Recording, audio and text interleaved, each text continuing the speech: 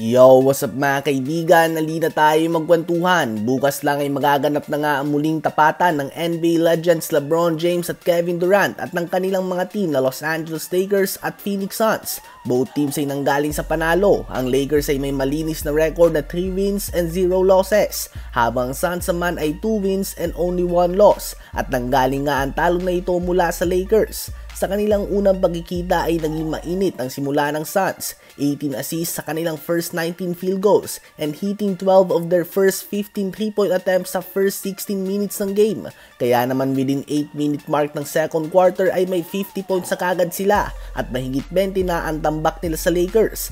Ganun pa man, ang Suns ay may matinding opensa at nahawakan pa sila ng magaling na offensive coach kay Mike Budenholzer. Ganun pa man ay alam din nga ng lahat na pamilyar sa system ni Coach Budenholzer sa Bucks o Atlanta Hawks noon na ang perimeter defense niya ay butas nga mga kaibigan. Subalit nakatulong din nga sa Lakers na ginawa nila ang kanilang comeback sa kanilang sariling home court. Mas madali nga makabuo ng momentum sa sarili mong court.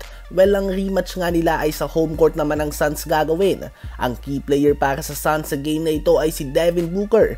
Very inconsistent nga ang shot attempts niya sa 3 games ng season so far. First game only 9 attempts, second game 21 attempts, at third game only 12 attempts sa field. So hindi nga natin alam kung anong version ba ng Devin Booker ang makikita natin sa game laban sa Lakers. Habang sa Lakers naman ay obviously si Anthony Davis ang magiging key player nila. Siya ay may 3 magkakasunod ng game kung saan nagtatala siya ng mahigit 30 points at wala ngang magandang matchup sa kanya ang Phoenix Suns. Kukunti lang nga ang player sa NBA ngayon na maganda ang matchup kay Davis. At sa Suns nga ay wala silang individual matchup na solid para kay AD.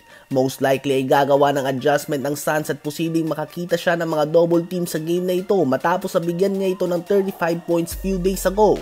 At nakadepende sa aggressiveness ni AD ang success ng buong system ng Lakers.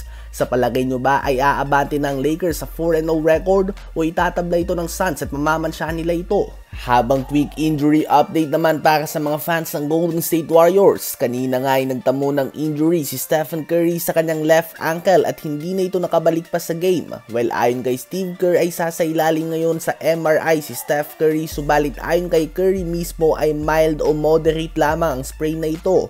Sa ngayon ay question mark pa nga kung maglalaro ba siya sa next game nila. Subalit kung mild lang nga ito tulad ng sinabi ni Curry mismo, most likely ay hindi aabuti ng multiple weeks ang kanyang pagpapahinga. Maghihintay tayo ng resulta ng MRI at agad din nating ibabahagi sa inyo ang latest update. Nabanggit ko nga sa isang video ko na ang Warriors ay may 30 playoff contenders na makakaharap sa kanilang next 32 games. So tiyak nga na kailangan nila ang 2-time MVP sa lahat ng mga games na yan. Ano ba ang masasabi nyo tungkol dito?